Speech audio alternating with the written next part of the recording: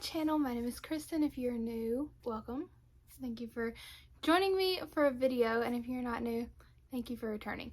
My lighting is not great right now. It's about to storm and I use natural light, so it's kind of dark and gloomy outside. We're going to work with what we got because we've got to talk about the books that I read in June.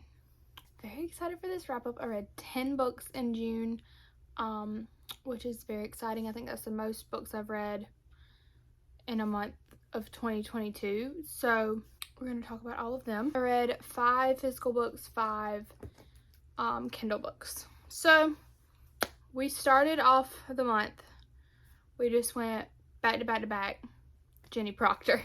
We finished up the Some Kind of Love series, and so we started with Love Redesigned. This is about Danny and Alex. They are this is kind of a second chance romance. Danny and Alex met when they both worked at the same company in New York. They worked for a fashion designer. Alex's dad owned the company. Was this high-end fashion designer, and Danny was like an assistant. But something kind of crazy happens in Alex's life, and he moves away. So they break up. A little over a year later, she runs into Alex. He's back in town in New York, and he's been keeping a secret, and I'll just let you kind of figure out what that is. He's been keeping a bunch of secrets, actually. So this is just kind of them trying to fall back in love. It was such a cute book. I love Jenny's writing. If you don't know, I love me some Jenny Proctor. I gave this 4.5 stars, and I absolutely loved it. There's a little tiny spot in the very beginning that was kind of slow, but overall it was a great book. I absolutely loved it. It had me looking forward to the next book, which was Love Unexpected. This, I think, is my favorite book in the Some Kind of Love series. I loved the story, it's workplace romance. It's like employee boss. It has a really cool concept behind them falling in love. Got a little frustrated at one point, but the story itself trumped me getting frustrated. It's Rosie and Isaac, and Isaac is he's a YouTuber. He has a huge YouTube following, and Rosie's his web designer. And I don't want to give you too much more information because I think it's a really cool, how Jenny wrote it was really cool. I love the way that the story is told. Wow, it is getting dark. I'm gonna have to lighten this entire video. That storm does not look good, and I gotta go watch Thor. That's gonna be fun. But these stories flow into each other so well, and I've already read the 4th book, which is Love in Bloom, which I've talked about many times. But all these stories flow so well together. They're independent books. You can read them independently, but when you read them in order, it makes everything make so much more sense, and then you get the little details in the next stories about those couples. And then that led into Love Off Limits.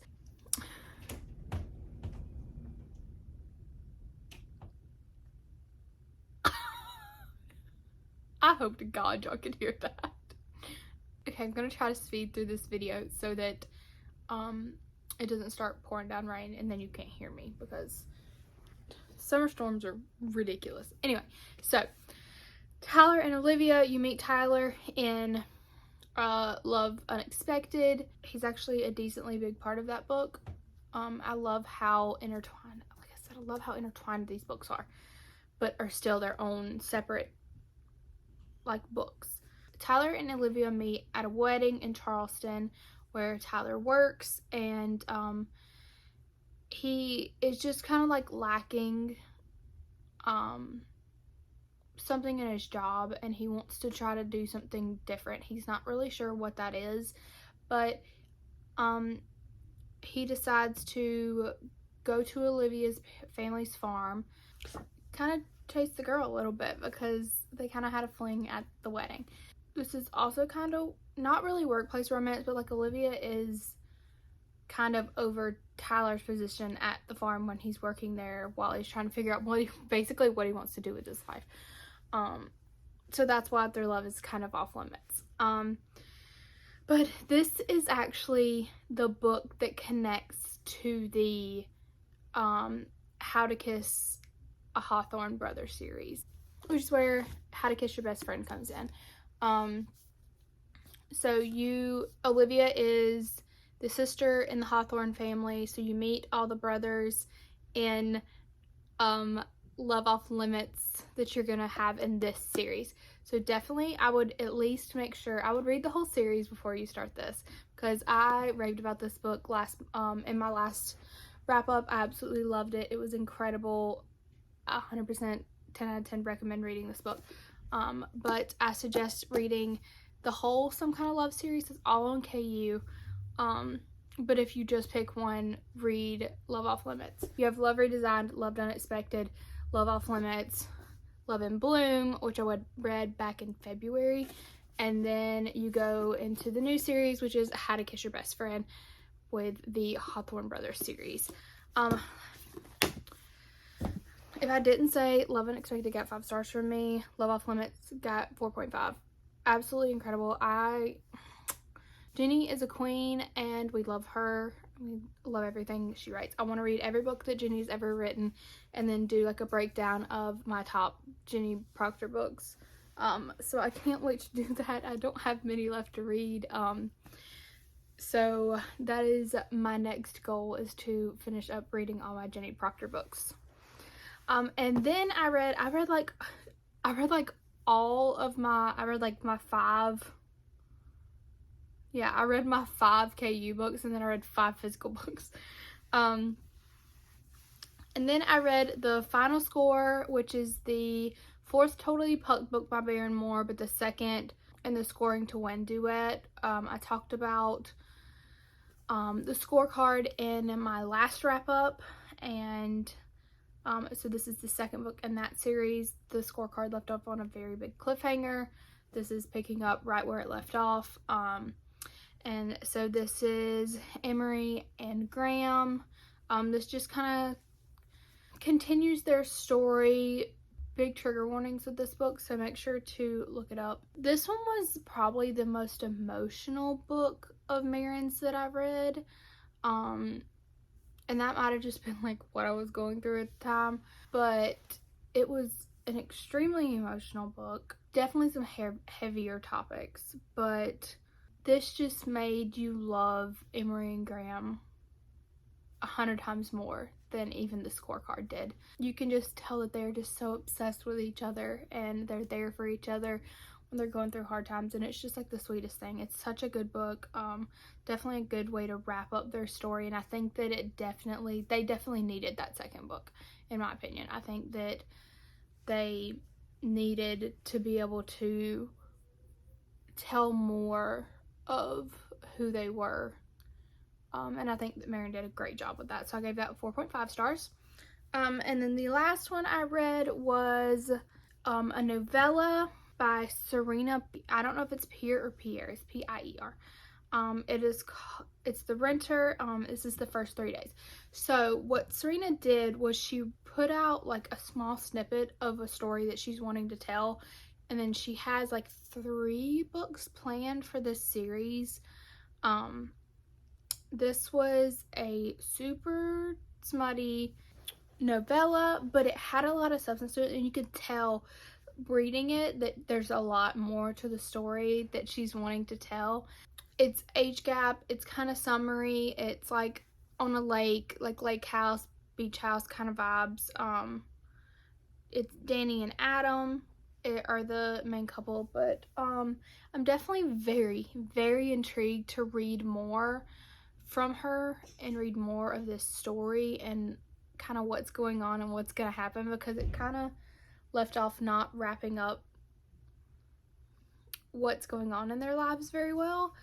Like I said, super fast, super spicy. It's definitely something that I would just like grab and take an hour and a half to read.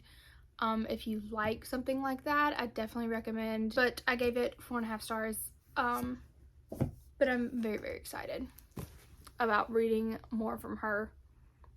Okay. Next,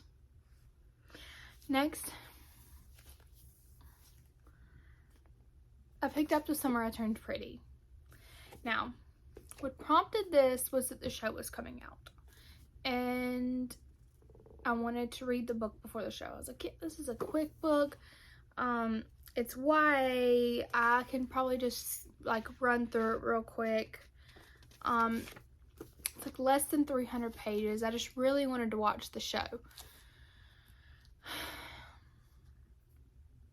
This book grabbed a hold of me and held on tight. Y'all, I am so in love with this series, with these characters. I can't wait to see season 2 of the show. I'm obsessed. The show was fantastic.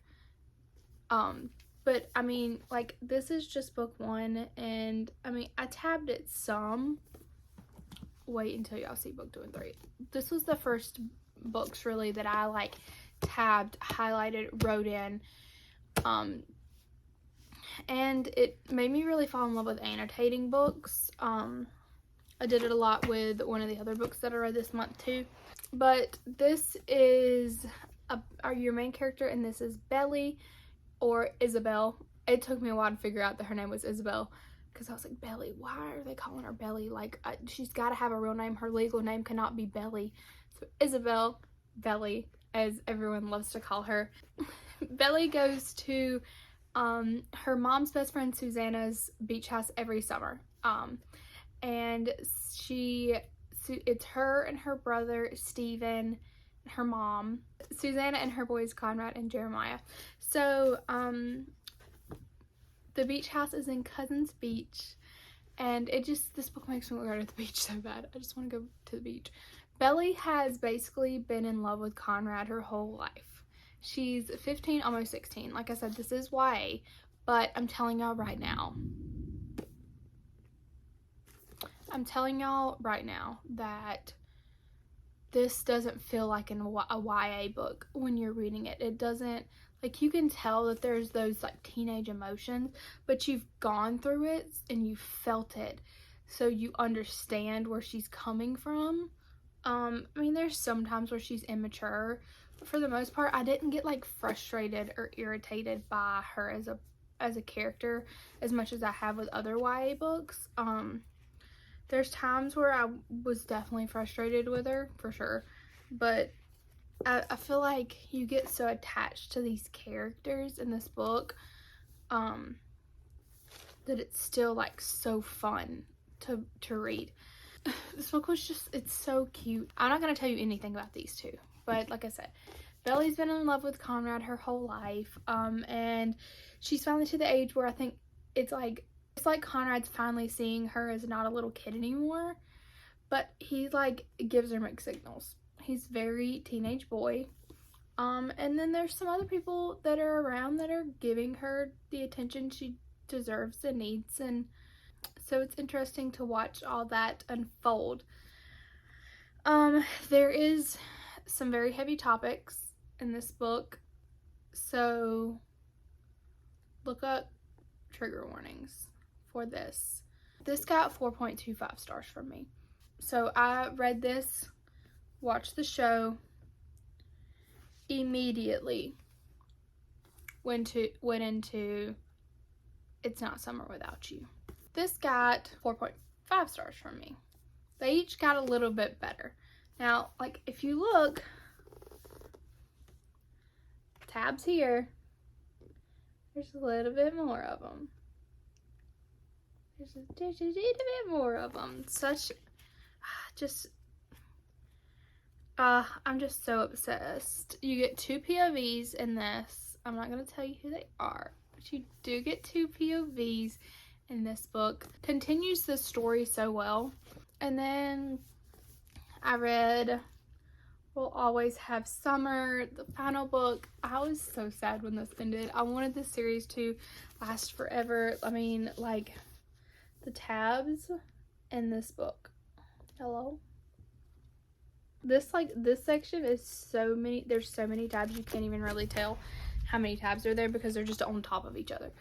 It was a great way to wrap up this series, I think. One of the characters changed a lot, which was really upsetting for me. I was pretty pissed about it, to be 100% honest, but I feel like one of the characters was written differently to make the audience feel a certain way about him when that's not the way it needed to be done, I think. So I was kind of frustrated about that. And if you've read this and you want to talk about it, I'll talk about it. It still got 4.75. Like, this book had me in a freaking emotional wreck. The last like 30 pages, I just sobbed. I was just like constantly like sending pictures to Paige of, because she had already finished it, so I was like highlighting and writing and like sending pictures to Paige as I did it in the last like quarter of this book. But you get 2 POVs with this as well. But if you've read this, just let me know down below, Team Conrad or Team Jeremiah, because I have a very strong opinion, and it's not what do you think it might be. But the Summer I Turned Pretty series was so incredible. I'm so obsessed. It was so incredible that I just went out and I bought the To All the Boys I've Loved Before series. I have not watched the movies, so I guess I will read these and watch the movies for those, maybe as I read them. Would you like a vlog of that? Is that something y'all would be interested in for all 3 of those books?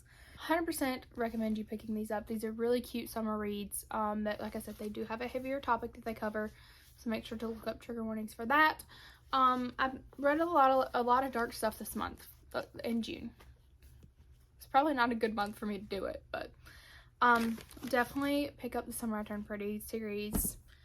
Absolutely incredible. The next book that I read in June was Heartbones by Colleen Hoover. Y'all, I was so excited to pick up another Colleen Hoover book. As I was finishing We'll Always Have Summer, Paige picked up Heartbones. I was like, you've got to read this book. Yeah, I had to read this book.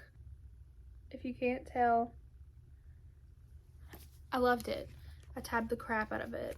I'm obsessed. This is another YA book. But this is I don't understand how some of these books are YA when YA starts at the age of 13. This book, a 13-year-old does not need to be reading this book. I don't think you need to be reading this book until you're at least 16. Maybe even older. This book deals with some heavy, heavy stuff. Definitely look up trigger warnings for this one. Like, if you look up trigger warnings for any of them, this one. For sure. Dark. It's dark at times. But this, Colleen Hoover can just do no wrong, y'all. It's just, I'm just going to read you the back of this one because I feel like Colleen always does so well with telling you, getting you hooked by reading the back of a book without giving you information about what the book is going to be about. Bea comes from a life of poverty and neglect. Samson from a family of wealth. When the two find themselves spending the summer as neighbors, they soon realize money is one of the few things they don't have in common. Their bond is too intense to ignore, but with only one summer separating them from the start of their new lives on opposite ends of the country, Bea and Samson decide to stay in the shallow end of a summer fling. What they don't realize is that a rip current is coming and it's about to drag both of their hearts out to sea. That is such a good way to get you to want to read this book without giving you any of the insane things that happen in this book. I don't really know what to say about this book other than it was sweet, it was heartbreaking, it was anything you would want in this. It's Colleen Hoover. It's Colleen Hoover. It's incredible. I'm so obsessed. It had me crying, it had me smiling. It is just probably one of my top coho books. I'd say it's in my top 3.